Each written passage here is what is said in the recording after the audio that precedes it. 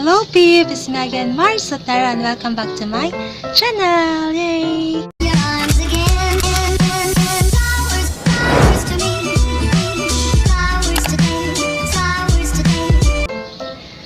So for today's video, I will teach you how to remove watermark sa kinemaster.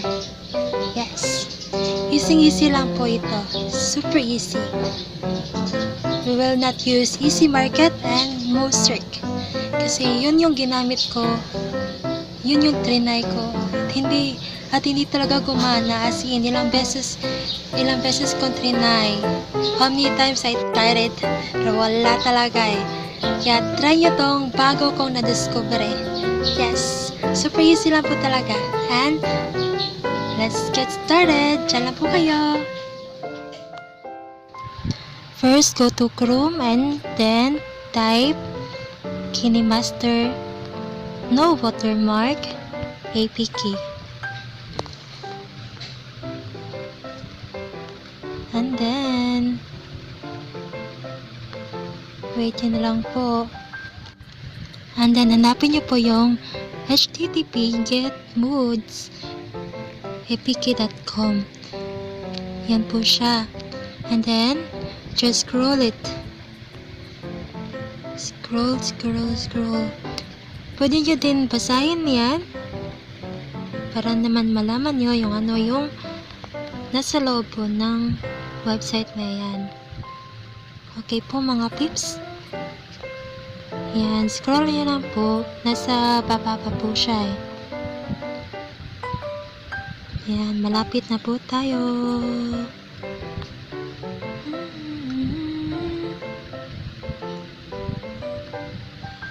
Yan na siya, nakikita na siya.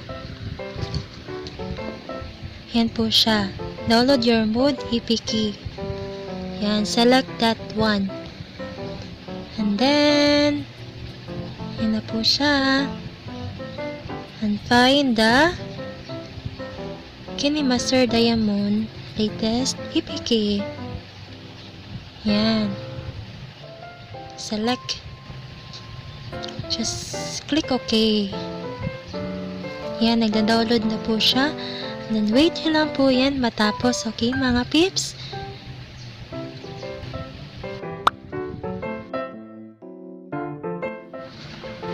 And it's done. Okay? Let's install it mga peeps. Just install it. Oops! Ayaw niya. So, ang dapat gawin is go to application, settings, application, and then uninstall the old kinemaster. Okay po? Yeah, wait nyo lang po. Yan.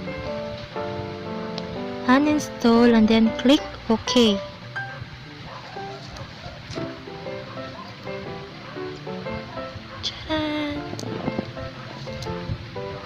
Okay, back to download manager and then install it again.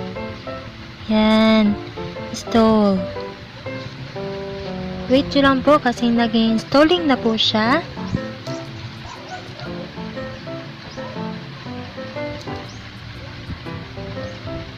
Yan, konti na lang.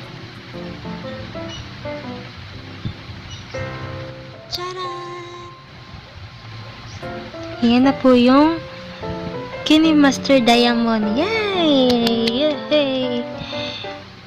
Yan po siya peeps. Kaya let's try kung wala na ba yung watermark. Lalala. I'm so happy. Shalala. Naghanap ako ng video para ito try natin kung nawala na ba yung watermark.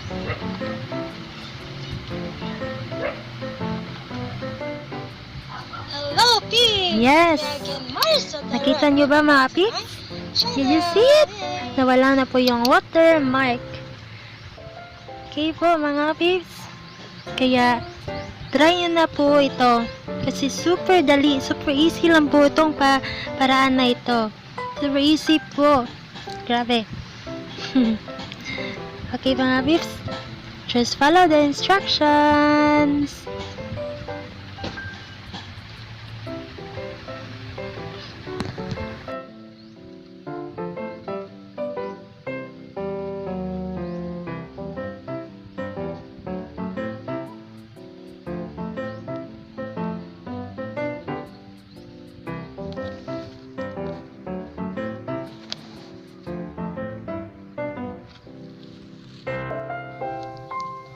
Okay, try na natin itong i-export. Let's export it mga pips. Okay, wait nyo lang.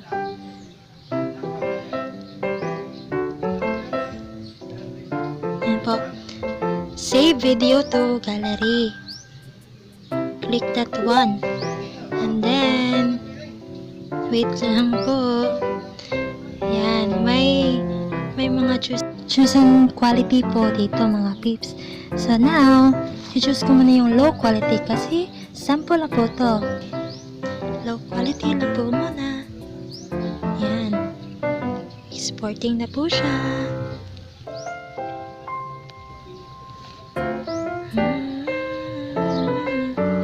3, 2, 1. Yan po.